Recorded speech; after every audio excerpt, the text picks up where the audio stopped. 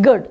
So this was one of the articles I had written recently. Actually, what the intent of the article was to bring in best. We don't need a completely startup culture in a place, or we don't need a completely a legacy organization culture which is very slow paced and process centric and all that. But given the time I have, about 30 minutes in this room, I shifted to only one piece of the article actually, which is basically, is it even possible to think of a startup culture in a large organization? And my experience has been with large organizations predominantly, but I'm also a mentor for a few startups on the couple of accelerator programs.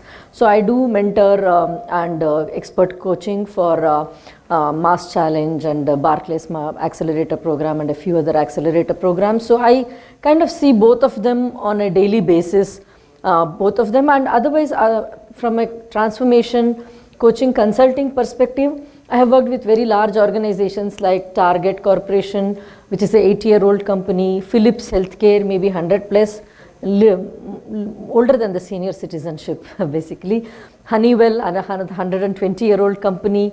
After Honeywell, I went to a company called Cineverse. That was one of the youngest companies I had worked with a 38-year-old, like middle age.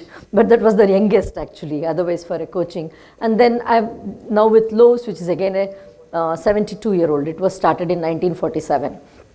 So my coaching, transformation consulting has always been in these type of large organizations. And one thing that I have observed in most of these organizations, the common trait is they are great, they are predictable in a lot of way. That's why they're number one, right? Like whether you take a Philips or you take a Honeywell, they're number one in their spaces. They're already doing very well. Their market shares are good. Most of them are billion-dollar organizations already, and they're doing good.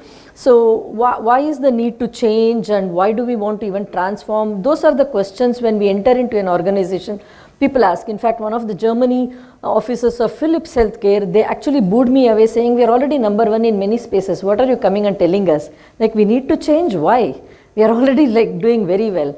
But one thing I started realizing also in that space, I started doing a lot of homework, and that was the inspiration to do this article and do a lot of deep dive, and actually became a mentor on accelerator program only to gain the experience of it.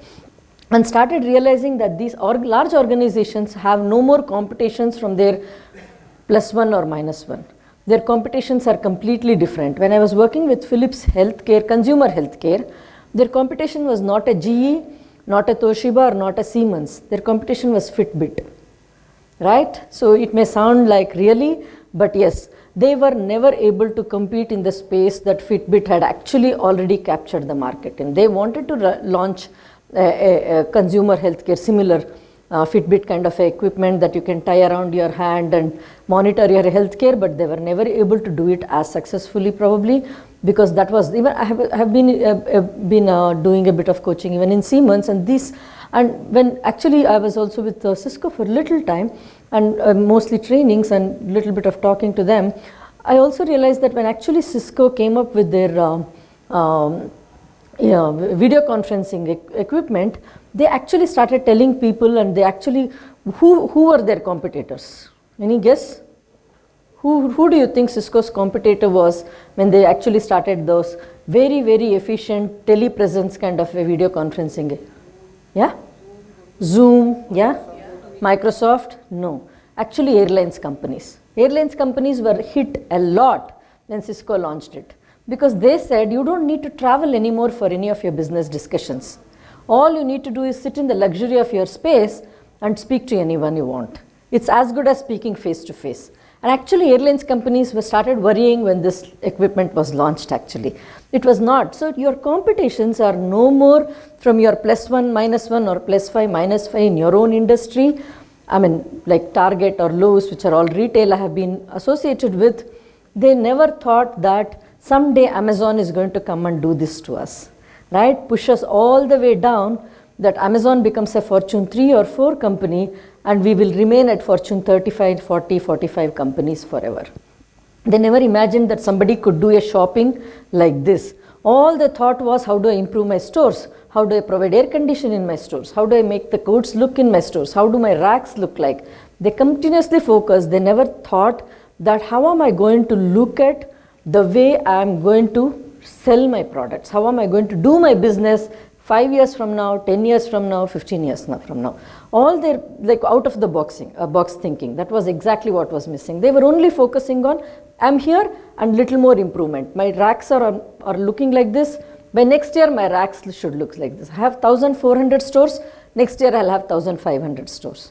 So that was the thought process, and they never imagined there could be a completely different way of shopping experience that you could give to you. So that is when this kind of thought started coming in my mind, and I started doing a lot of work on it.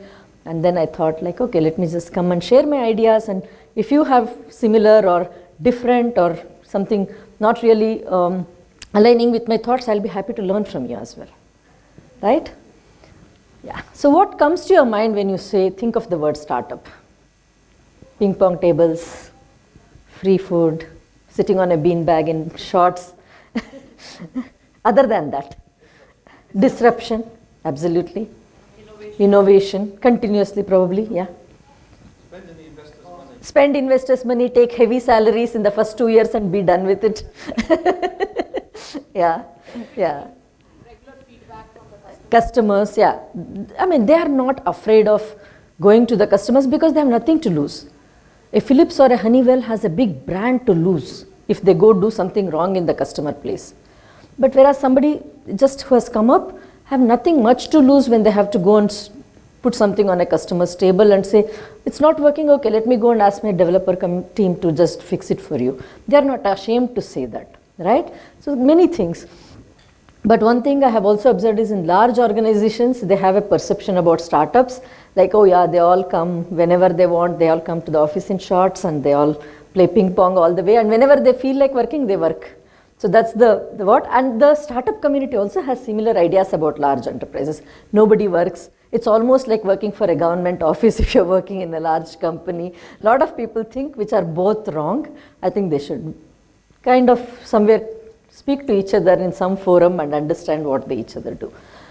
So couple of things, like not really very structured organizations. They are like very cross-functional. People are not hesitant to take up a role they have not done before. People are okay to do something. There is a collective ownership because nobody really owns like head of something, and then that person is accountable for the life and death of that product line or something. Here everybody is collectively owning. I'm not going to read out everything on the slide for obviously, but a few things that we continuously see in a startup culture is people want to do, people are not hesitant to take up something that's not their expertise. In fact, people are saying, give me a role I have not done before, I would actually like to learn and do that role. Whereas in large organizations, even if somebody wants to do it, maybe the organization is not conducive to give. No, you have never done a sales role, why would I give that role to you, right? So that's what we see. So quite a few good things. I'm not only talking about good things, but I'll come to that, some of the things that we could always improve here. So what comes to your mind when you think of large organizations? Obviously, they are very risk averse. They want to do things, even if I'm delayed to market, I'm okay, but my brand name should not get impacted. Stability is very important. Even if I'm growing at only 2% or 3%, I'm okay. I don't want to be too disruptive. I don't want a 10, 12%, but I just want a steady growth of the 2% for the next few years. They're pretty process. Anything that works fine. One thing I see in large organizations is make a process and let all other business units follow it religiously. Just because it worked in this business unit, create a process, create an ETVX model or something like how to do it, put it in the playbook, and all the other business units have to follow it now from. And there will be an auditor who will even come and check whether you have done it or not, right? So that's the model that we see, which is very process centric, because they believe that if it has worked for them, it will work. Maybe they are retail domain and you are maybe manufacturing, but I don't care. If it works for them, it works for you. All of you are human beings, right, at the end of the day. So that is how it is. So that is what they do. And individual accountability, so it's easier, right? I can just fire.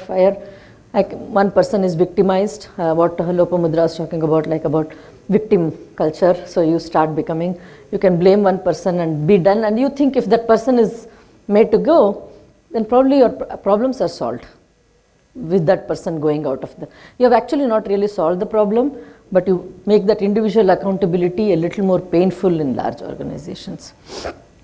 But now they are realizing, like I said, or the competitions that are coming from all the corners, like I have seen even in Honeywell, some of the startups that are really giving competition to them in the safety security. Like cyber security is one of the things that Honeywell was doing very well. FireEye kind of a startup came from nowhere, and it's not easy to compete with them anymore in the cyber security space. So there are few organizations who are doing that. So how do you start? And if you want to start, it's not easy. You have to it's like turning a large ship versus turning a small speedboat in a startup environment. You can pivot very easily in a startup. It's not the case in a startup. Why do you think it's not? Why do you think it's not easy in a large organization? What makes it hard? People? What is that? Bureaucracy, hierarchy, yeah. Culture, obviously. Resistance to change. Mindset, culture, mindset, yeah. Fear of failure. Comfort, exactly. That's one of the most important things. Absolutely, all the right answers. So what happens is when I want to, and what do you do then? When these things start coming to your mind, what do you think is the tendency of the organization to think? What happens when you start saying that it's culture, mindset, so much work to do, I have to work on resistance, I have to work on that, I have to do this. What do you think an organization will start thinking then? We are happy where we are, right? It's a lot better to be just where we are than turning the ship. Or you do bring a change in such a way, like I'll not tell the name obviously, not because this is a recorded session obviously. One of the clients I walked in, they said, Padma, you have come in as a consultant, great, everything is fine.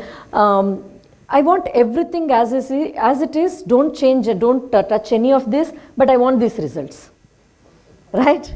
So that's like, yeah, I have heard this before, but I'm sure all of you are smiling, which means you have all heard this before. Like you don't want to, this is our process handbook. This is one of the most sacred. You can change epics, like a Bible or a Mahabharata, but you can't change our process handbook. Don't do anything to this. Don't do anything to our hierarchy because we are very comfortable working in this hierarchy. Don't ask us to change anything in our project management way and funding and other things, but we want these outcomes to be seen in the next 3 months if possible, right? So very familiar, right? So this is what happens. So what happens is that they're afraid to lose some of the things they think, and obviously, why not? That has worked for them, right? Anybody who never heard the name Philips here, anybody who never heard the name Honeywell here, no, right? All of us have heard. And why? Because they are big brands. They are there because they have done all this in the last so many years. So they are afraid to lose that, and they want to see, how do I come back and do anything differently without touching all this? So they are very scared to put their hands into something that is working in a fairly well way. It's not like really wow, but it's okay, it's working, right? So don't touch it.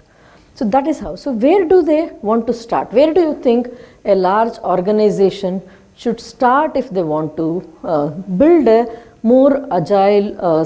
So rigidity has become a way of life now. As you start growing into a big ship, from a boat, it's no big deal to become a ship, but from ship to become a boat is not easy. That means 1,000, 5,000 boats put together in a space, right? So how do you think, where do you think they should, or is it even possible? Are we talking about a topic that's even possible? Am I talking about a topic that's even thinkable, or let's not talk about it? This is so irrelevant. This is not even possible to think. I think yes, it is possible. It is possible, It has got its own demerits, right? its own side effects. Can you give an example? Yeah, again, it is a multinational company, Mhm. the third company in services. Mm-hmm. So not recently, but 5 years back, we had a new CEO, Mhm. and it was all because the mindset of the company was, we are comfortable, we are working like this. But then if they would have continued like that, they would have gone. Like in few years, they would have either merged with somebody or somebody would have bought the company and stopped. And I'm talking about a company of like 20 billion plus revenue. Correct. So so they had a new CEO who had a different mindset. He did so many different things. But then what happened, the people started feeling that like we are in a phase where we are not going to have any personal growth. So that mindset started coming in, although he was more keen to get more profit, whether you are doing cost cutting, whether you are doing something that people may not like. And then generally the feeling was that, okay, he's only thinking about the revenues, he's not thinking about us. So I have seen the side effects and the attrition has gone up. Right. Yeah, so that is one example. Right. Any other things like that comes to your mind? Doable, not doable? If they have to be able to do it, is there a starting point? Where to start? Where to start? Where to start? Anything else? Is it doable for the rest of the room here? Is it, at least we can think about it? Like at least for 2020, the thought process is to think that can we think like a startup, right? Can we be as agile as a startup? Okay, thank you. So where do we start? You start from where you are, obviously, right? You can't go. That's where I think the Kanban always says that, and that's why I love the way Kanban opens up saying that start where you are. Because obviously you don't, I know some of the even consultants do that, like let us go here, but we have not even reached there. How do I start from there, right? But if you have all this, I'll come as a consultant and help you go from here, right? No, you start where you are. Identify all the potholes in your road, or identify all the humps, all the unwanted things that are, all the clutter on your road. Identify what are the time where you have a traffic jam, what are the peak hours in your office culture, what is that's happening on the roads actually in your place. So identify all that, identify the real scenario. So maybe a discovery phase that I would probably call it as, but start from understanding yourself. Where do you stand today? You don't even have to think about anybody.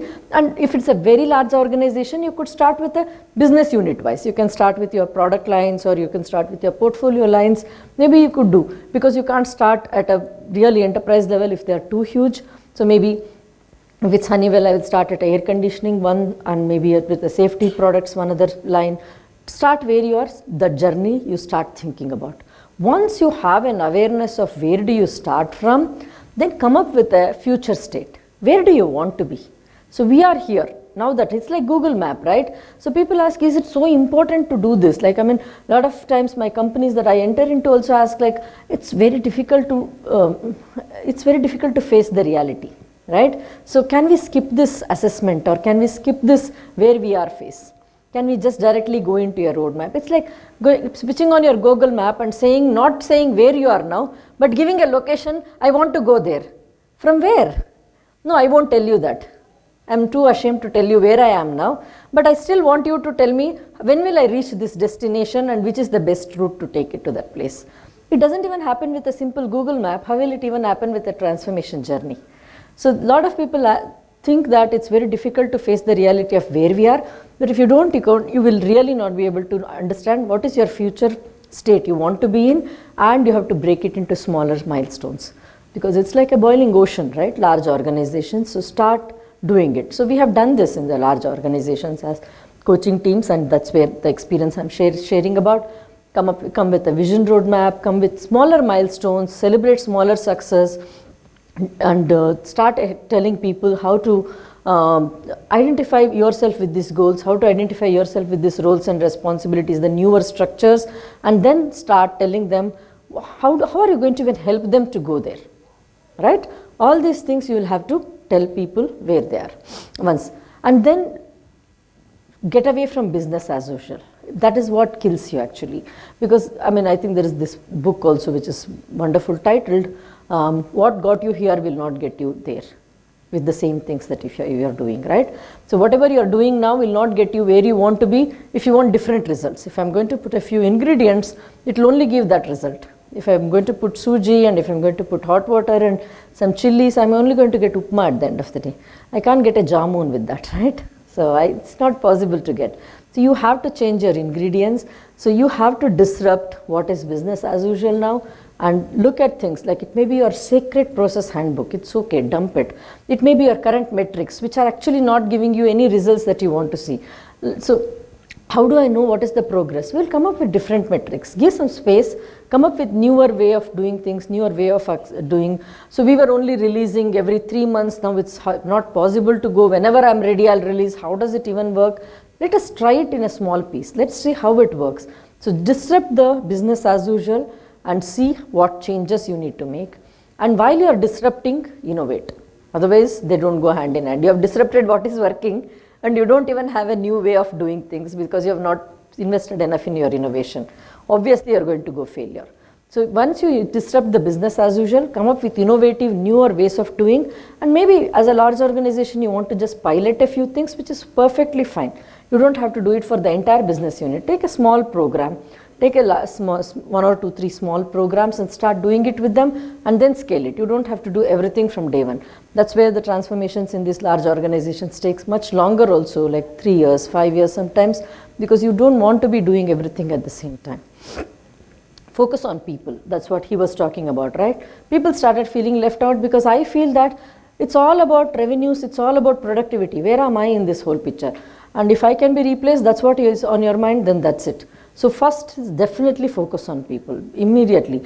Like I can't tell the whole gathering saying like, hey, you know what, we have decided to go into a new way of doing things and none of you fit it. So please, all of you put your papers, we are replacing all the 5,000 of you by tomorrow. You are not neither going to get people nor that is a possible solution. So you need to start with, you remember the word start where you are, it applies to people also. It says this is the set of people we have. These are the skill sets they already have. But this is the skill sets we need to have to get there. How do I grow those skill sets in my people now? So they are more project cultured now, but we want to have them a product development culture. How am I going to build it in my people? How am I going to identify people to do newer roles? A project manager now doing maybe a different role like a product owner or a product manager, depending upon their interests, depending upon their skill sets. How are you? And invest in building those people. Because if you're not investing in people, whatever you really want to do, it's going to be very short term. After a year or two, it's going to crash again, right? So focus on people. And when do you start? Now, right? You don't have really too much time. Your startup world is already catching up, firing, and they're becoming. So I think it took, if I'm correct, television to reach 1 million people, it took 38 years. And Facebook, 9 months to reach 1 million, 2 million people. So that is the pace at which today we are in, right? You don't have too much time to think when is the right time for us to transform? The time is now. Building a sense of urgency within the organization, yes. Mindset of people is something that sometimes people just don't want to do it. Yes. What do you do? See, one is we are bound by the organization, what organization wants to do. If you are part of an organization, what organization culture and what organization goals and the vision and the roadmap is our goal and vision, because that is what we have signed up for, right? If I don't want to be part of this journey, then probably I'm in the wrong place. So we need to tell it in a way, not this way, but maybe in a way where through a series of communication, you have to tell the people that this is the way we have taken now, and here is the value of doing this journey, and we would love to know how we can help you to change yourselves to be part of this journey, right? It's very important. I know people are very happy not to change. Nobody wants to change, but everybody wants to change in some way which is not disrupting anything. I just wanted to share that, like what all you are sharing. Like I am working in an organization where exactly this is a situation where they are working in a particular mindset from a very long time, and now emphasizing on how to work on agile, they are just like nahi karenge. So this attitude is like guiding 100 people, to follow agile. So I started with small groups, but what happened is a group, like a particular group of people understand this, they try to follow. When I switched to other group, the first group started following the previous process. So this is the challenge which I'm facing from last 3-4 months. Like just when I try to switch, then the mindset again goes back because they are on that page. I agree with you. That happens, and that happens to people. All of us have gone through that phase, right? One thing is, like I always request all my fellow community people, coaches, don't sell agile, because agile is nothing, right? Agile is just a tool to get where you want. Sell the vision. Sell the business goals that an organization. Sell them what you really want to achieve as an organization. If I'm in a bank, my XYZ bank is here today and we will be here in the next 3 years, and then say what is the way to get there and the easiest, fastest. It's like almost like Google Map, right? So Google Map gives you 2-3 options and says which is the fastest route, which is the easiest route, and which is probably the most traffic-less route, but it still gives you a couple of other options if you want to take something else, but it says that. Yeah, my time is up. Yeah. So, but what you need to sell is the destination, not the tool. Most of the times we get so, we were talking in the morning also, right, Santana? So we would get so worried about the way they are practicing a daily stand-up, or they are doing their planning sessions, or we start forgetting what do they actually want to achieve out of it. And that's when people also get frustrated. I was already getting this through a project plan. Why are you making me do all this? Right? So give them the vision of what you really think they would achieve if they did it through this. So maybe that's that approach from all of us as a community we need to actually change, right? So that's it. Transformation is not easy, it's struggle, and if organizations do it by themselves, it's much easier, because if you try to poke anything, it actually becomes crippled. So anything that comes out of self-awareness is obviously the best, beautiful outcome. And then, yeah, it will still look like this, the large organizations, nothing will change, but we will start seeing a lot of teams pockets which are more empowered, which are more, people are now coming together to see the overall goals in a much faster, better way than they were seeing before. Okay, thank you. I think I took extra few minutes.